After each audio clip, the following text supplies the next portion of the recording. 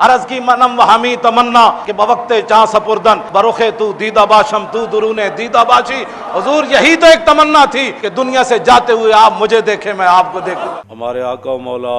حضور پر نور شافع یوم النشور صلی اللہ تعالی علیہ وآلہ وبارک وسلم نے اپنے گستاخوں اور دشمنوں کو مروانے کے لیے صحابہ کو بھیجا، اور پھر جب نبی علیہ الصلوۃ والسلام کے خلاف کوئی کافر بات کرتا یا اسلام کے خلاف، تو نبی علیہ الصلوۃ والسلام حضرت حسان کے لیے مسجد نبوی شریف میں ممبر بچھواتے۔ جب حضرت حسان وہاں کھڑے ہوتے تو حضور فرماتے کہ بھائی حسان میرے دشمنوں کو جواب دو، اور پھر جب حضرت حسان حضور کے دشمنوں کو جواب دے کر حضور کی تعریف کر کے فارغ ہوتے، نبی علیہ السلام فرماتے شفیتا وستشفیتا، کہ تو نے میرے دشمنوں کو جواب دے کر اور میری تعریف کر کے اپنے سینے کو بھی ٹھنڈا کیا اور مسلمانوں کے سینے کو بھی ٹھنڈا کیا تھا۔ اور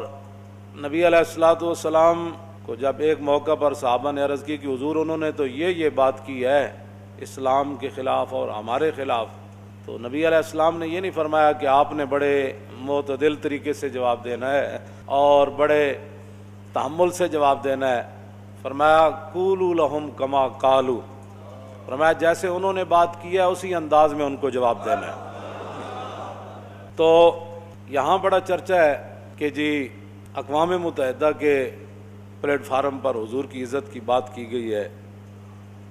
اور چونکہ اقبال کہتا ہے کہ اس میں کیا شک ہے کہ محکم ہے یہ ابلیسی نظام،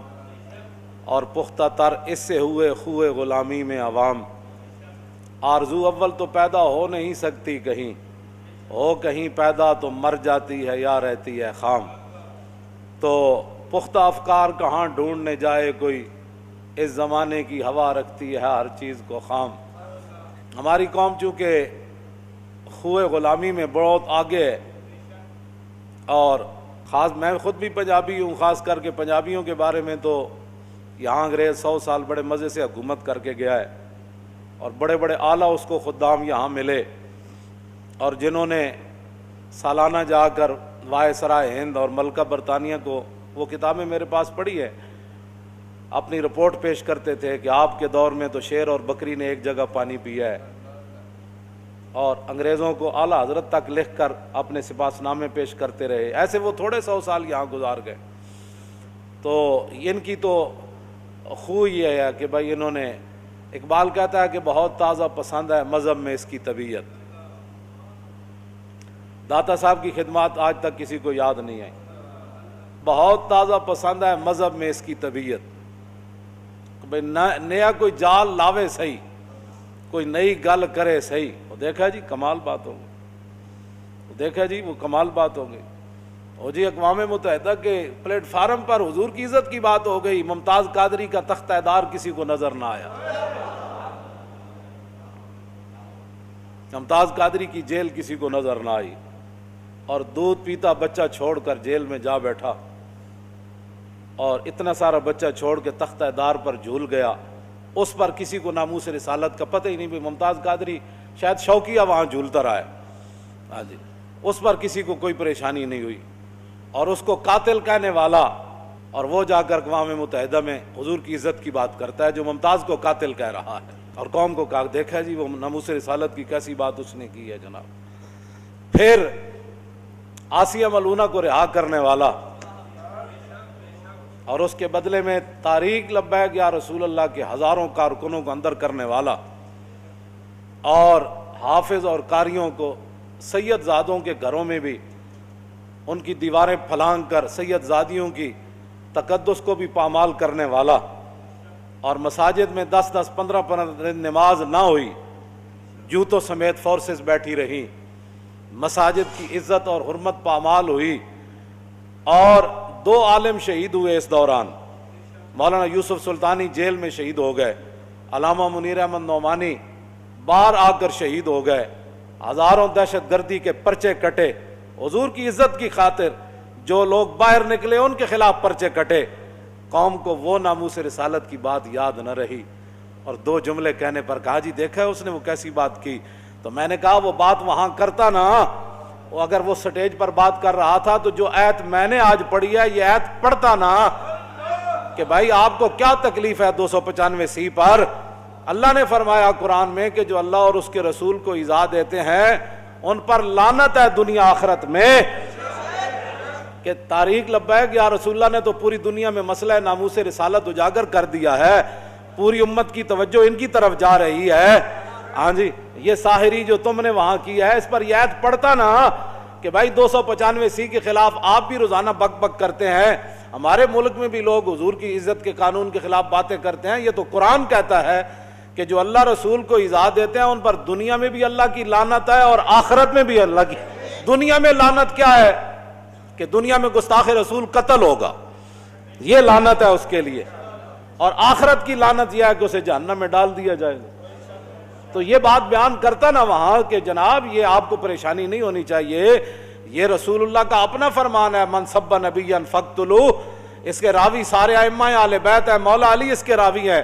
فرمایا کہ جو نبی کے بارے میں بات کرے اس کی سزا صرف یہ ہے کہ اس کو قتل کر دیا جائے۔ اور اس کی 2 تقریریں کہتے دیکھا جی وہ کیسی تقریر کی۔ میں نے کہا وہاں کہتا نا، اس وہاں جا کہتا کہ جو بھی حضور کے خلاف آئندہ بات کرے گا ہم خود اس کو قتل کریں گے۔ وہاں میں یار حضور کی عزت کا اور ہے اور یہاں حضور کی عزت کا معیار اور ہے۔ وہاں قانون ناموس رسالت کوئی اور ہے،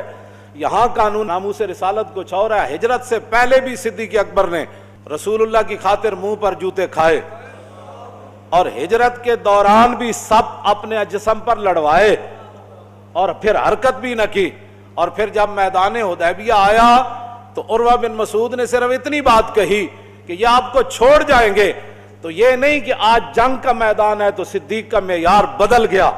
مکے میں معیار اور تھا، غار میں معیار اور تھا، مدینہ منورہ میں معیار اور تھا۔ نہیں، جب میدان حدیبیہ میں ممکن تھا صدیق اکبر کے اس جملے سے معاہدہ ٹوٹ جاتا اور جنگ چھڑ جاتی، لیکن صدیق اکبر نے فرمایا یہ جنگ چھڑے یا صدیق کی جان چلی جائے یا سارے صحابہ شہید ہو جائیں، اس سے ہمیں کوئی غرض نہیں، ہمیں تو غرض حضور کی عزت اور ناموس کے ساتھ۔ وہاں بھی صدیق اکبر نے اتنا ہی عروہ بن مسعود نے کہا، اور جب معاہدہ لکھا جا رہا تھا اور حضور جلوہ گر تھے تو عروہ بن مسعود نے دیکھا کہ بلال ہے، صہیب ہے، سلمان ہے، ابو بکر ہے، عمر ہے، یہ سارے مختلف قبیلے، ابو عبیدہ ہے، سعد بن ابی وقاص ہیں۔ اس نے کہا کہ واللہ انی لا ارا، یہ میں مختلف قسم کے چہرے دیکھ رہا ہوں، مختلف قبیلوں اور نسلوں کے لوگ میں دیکھ رہا ہوں۔ یہ دیکھیں صہیب جو ہے وہ روم سے آیا، اور سلمان فارس سے آیا، بلال حبشے سے آیا، صدیق کا اپنا قبیلہ ہے، ابو عبیدہ، یہ سارے مختلف قبیلوں نسلوں کے لوگ ہیں۔ آپ ان پر اعتماد کر کے ہم سے لڑنا چاہتے ہیں؟ ان یفروک ویدعو، ان یفروا ویدعو، یہ بھاگ جائیں گے اور عین موقع پر یہ آپ کو چھوڑ جائیں گے۔ اتنی بات کہی عروہ بن مسعود نے، معاہدہ لکھا جا رہا تھا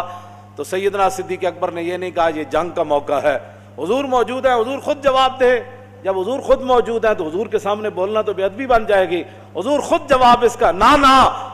بغیر سوچے سمجھے اس کے منہ سے یہ جملے ختم ہوئے۔ فقال له ابو بکر امسس بزر اللات انحن نفر عنہ وندعو، فرمایا جائے لات اور منات جو تمہارے بت ہیں ان کے پیشاب جا کر چاٹو، نہ ہم حضور کو چھوڑنے والے ہیں نہ چھوڑ کر بھاگنے والے ہیں۔ اور جب آپ حکمران بنا دیے گئے، صدیق اکبر خلیفہ بن گئے، تو کیا پھر معیار بدل گیا؟ کیوں جی؟ وہ مکے والا معیار نہ رہا، بدر والا معیار نہ رہا، اور پھر غار والا معیار نہ رہا، حدیبیہ والا معیار نہ رہا، کیا پھر صدیق اکبر پر بوجھ بن گیا؟ بوجھ جب پڑا خلافت کا تو کیا صدیق اکبر کے مزاج میں کوئی تبدیلی آ گئی؟ نہ پھر آپ نے وہی بات فرمائی۔ فرمایا جب وہاں وہ اس پلیٹ فارم پر کہتا نا کہ حضور ہمارے آخری نبی ہیں، اور حضور کے بعد جو بندہ بھی دعویٰ کرے نبوت کا وہ کافر اور مرتد ہے۔ ناموس رسالت کا مسئلہ تو یہ تھا کائنات جی۔ وہاں جا کر یہ کہنا کہ ہمیں تکلیف ہوتی ہے، یہاں تکلیف بالکل نہیں ہوتی، قرآن و حدیث نصاب سے نکل جائے، یہاں کوئی تکلیف نہیں ہے۔ کیوں جی؟ گانے والے، وہ ناچنے والے کلب کھلیں اور اس کا افتتاح کریں، کالجوں کے اندر مسلمان بچیوں اور بچوں کے وہ تو میں نام نہیں لیتا، وہ جو ممبر کا اپنا تقدس ہے، جو کچھ اخبارات میں آتا رہتا ہے، ہاں وہ سارا کچھ یہاں ہوتا رہے اور ریاست مدینہ بھی یہاں ہی ہو، اور کشمیر کے اندر آگ لگی ہوئی ہے اور سری لنکن ٹیم یہاں کھیلنے کے لیے آ جائے۔ مجھے بتائیں نا وہ کون سی ریاست مدینہ تھی، کیوں جی، جس کے اندر حضور بدر کی طرف جا رہے ہوں اور پیچھے میچ ہو رہا ہو؟ وہ کون سا ریاست مدینہ تھی کہ جہاں حضور فتح مکہ کے لیے تشریف لے جا رہے ہیں اور پیچھے وہ کیسر و کسرا سے ٹیم منگائی جا رہی ہو کھیلنے کے لیے؟ وہ مجھے بتائیں نا وہ کون سی۔ حضور نے تو کبوتری کے پیچھے بھاگنے والے کو کیا فرمایا؟ ایک بندہ کبوتری کے پیچھے بھاگے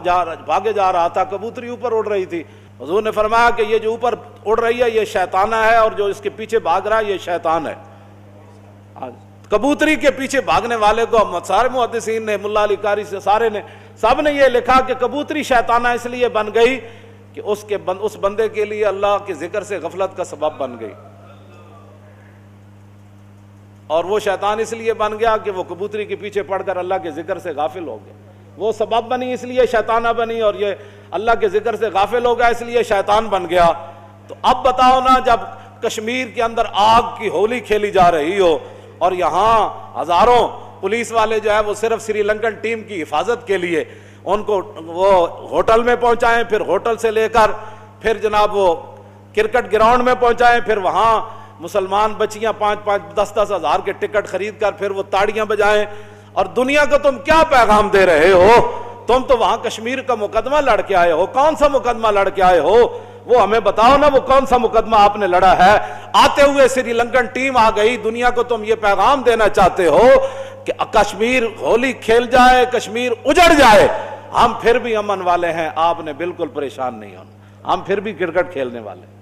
یہ کشمیر کا وہاں مقدمہ لڑ گئے۔ ہماری قوم کہتی ہے وہ کشمیر کا بڑا مقدمہ وہاں لڑا، کیا کشمیر کا مقدمہ لڑا؟ بلکہ اس کے وہاں مقدمہ لڑنے کے بعد تو کشمیر میں اور ظلم زیادہ شروع ہو گیا۔